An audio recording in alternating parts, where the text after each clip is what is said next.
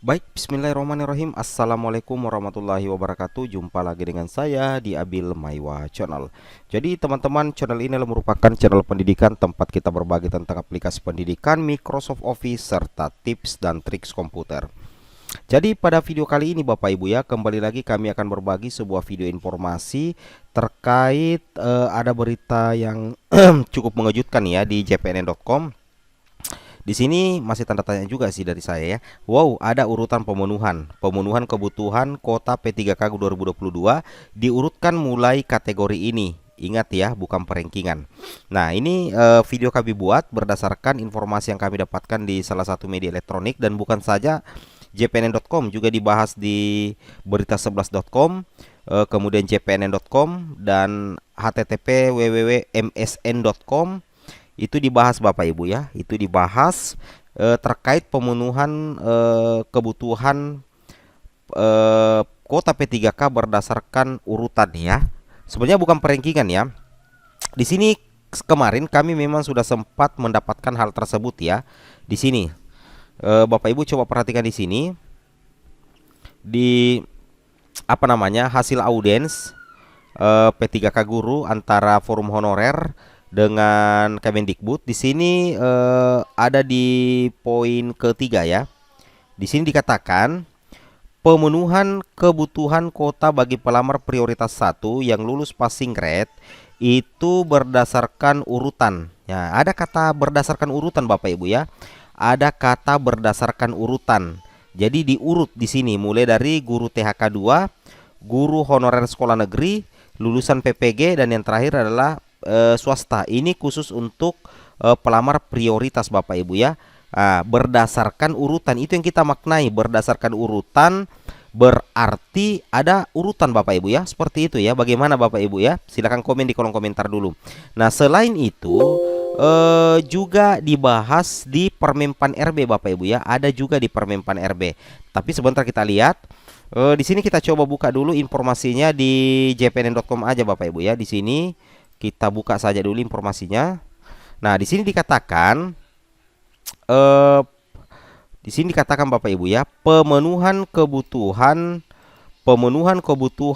kota ya, kota P3K 2022 dimulai honorer K2, kemudian guru swasta terakhir. Nah, berita ini dilansir di jpnn.com hari ini ya, Rabu 8 Juni 2022 pukul 9 ya. Nah, di sini dikatakan langsung dari Ibu Heti ya, Ibu Heti Kustrianingsih mengungkapkan mekanisme penempatan dan pemetaan guru pelamar prioritas akan diatur oleh Kemdikbudristek dengan sistem yang telah ditentukan berdasarkan ketersediaan kuota. Nah, seperti itu ya. Jadi terkait dengan penempatan dan pemetaan guru pelamar prioritas, nantinya itu yang mengaturnya itu adalah pihak Kemendikbud. Tentunya nantinya itu berdasarkan dengan ketersediaan kuota yang ada. Nah, jadi tidak usah khawatir terkait dengan penempatan Bapak Ibu yang sudah lolos passing grade ataupun yang belum lolos passing grade dan masuk kategori pelamar prioritas 1, 2, dan 3. Nanti untuk mekanismenya itu tidak akan merugikan Bapak Ibu. Nantinya itu akan diatur oleh Kemendikbud dan tentunya itu berdasarkan kuota. Nah, di sini dikatakan jika satu sekolah jumlah guru lulus passing grade melebihi kota kebutuhan sekolah tersebut, maka akan dicarikan sekolah lain yang lebih membutuhkan tanpa menggeser guru honorer sekolah induk meskipun belum lulus passing grade. Nah, jadi ini sebenarnya menjadi jawaban ya bagi yang banyak mempertanyakan.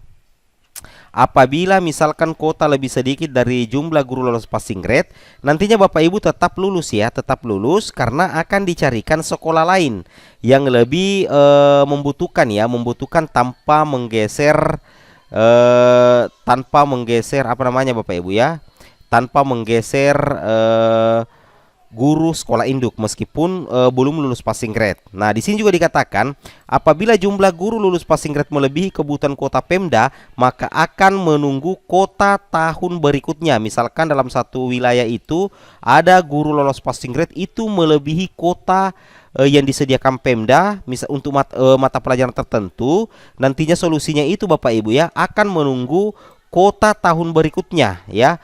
Akan menunggu kota tahun berikutnya. Seperti itu ya. Nah, di sini kita balik lagi ke halaman pertama.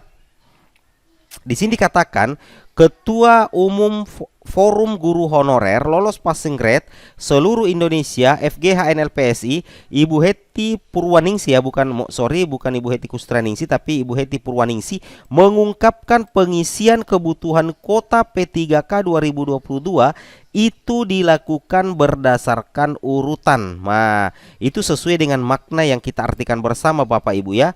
Kita artikan bersama di hasil audiens kemarin itu di poin ketiga. Pemenuhan kebutuhan kota bagi pelamar prioritas 1 yang lulus passing grade berdasarkan urutan.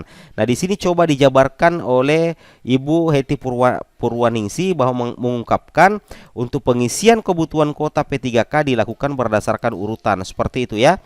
Nah, di sini dikatakan urutan pengisian P3K 2022 itu sesuai pasal 5 ayat 1 dan 2 Permenpan RB nomor 20 tahun 2022.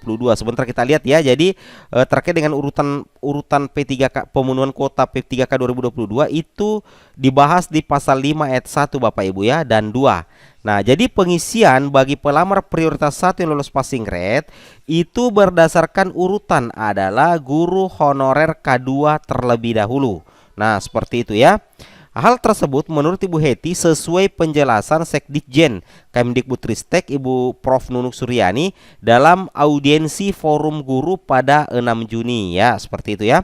Setelah honorer K2 selesai, maka dilanjutkan guru honorer sekolah negeri. Kemudian lanjut lagi lulusan pendidikan profesi guru dan yang terakhir adalah guru swasta. Seperti itu Bapak Ibu ya.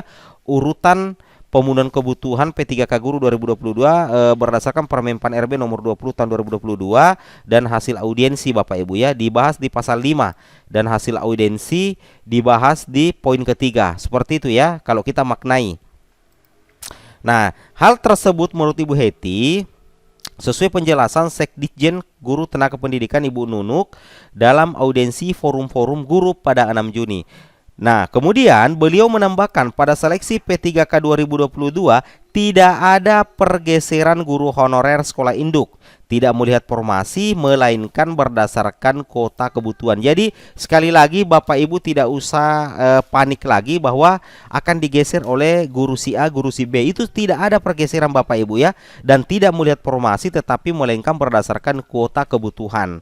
Nah, seperti itu ya. Kemudian jika kota pelamar prioritas 1 sudah terpenuhi, maka akan diberikan kota pada prioritas 2 honorer K2, prioritas 3 guru non ASN minimal 3 tahun mengajar dan terdata di Dapodi. Kemudian pelamar umum secara berurutan. Nah, seperti itu Bapak Ibu ya. Terkait pengurutan ini kita coba cek dulu di Permen.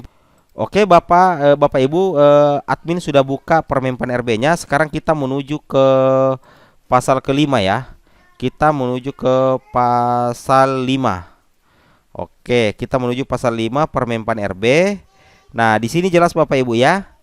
Nah, di sini jelas ya. Kita lihat dulu pasal 5. Nah, pasal 5. Ini tidak ada Bapak Ibu. Ini. Pelamar prioritas sebagaimana dimaksud dalam pasal 4 ya. Terdiri pelampiasan 1, 2 dan 3. Kemudian pemenuhan kebutuhan kayaknya bukan di pasal 5 ya. Jadi kontradiksi dengan apa yang ada di JPNN ya. Kayaknya bukan di pasal 5 yang urutan pengisian P3K. Admin pernah baca. Ya, coba kita cari dulu lagi Bapak Ibu ya. Kita coba cari dulu. Kayaknya bukan di pasal 5 Bapak. Oke, ternyata di pasal 37 Bapak Ibu ya.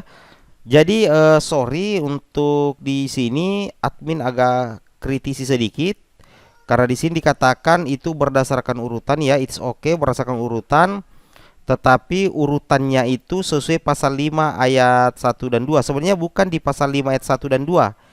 Karena kalau di pasal 5 ayat 1 dan 2 itu tidak bukan membahas pengurutan Bapak Ibu ya, tapi membahas apa ya? Kita coba cek pasal 5 ya, pasal 5. Kenapa tidak mau? Ini kenapa ke pasal 50? Ya, pasal 5 Bapak Ibu ya. Pasal 5. Kenapa di pasal ya? Kita scroll saya ke atas. Kita scroll saja Bapak Ibu ya. Sorry ya. Oke, di sini.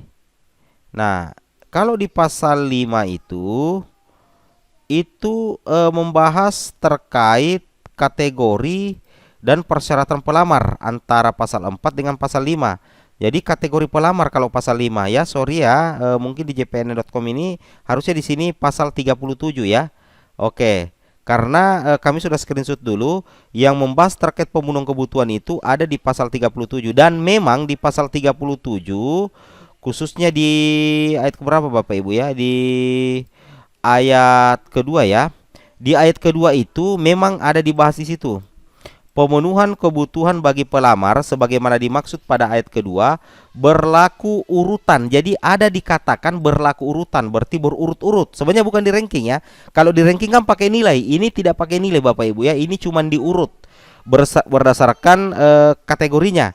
Nah, jadi yang pertama itu adalah THK 2, kemudian guru non ASN, lulusan PPG, dan tentunya guru swasta. Seperti itu ya. Ini di pasal 37. Coba Bapak Ibu baca dan coba Bapak Ibu maknai berlaku urutan.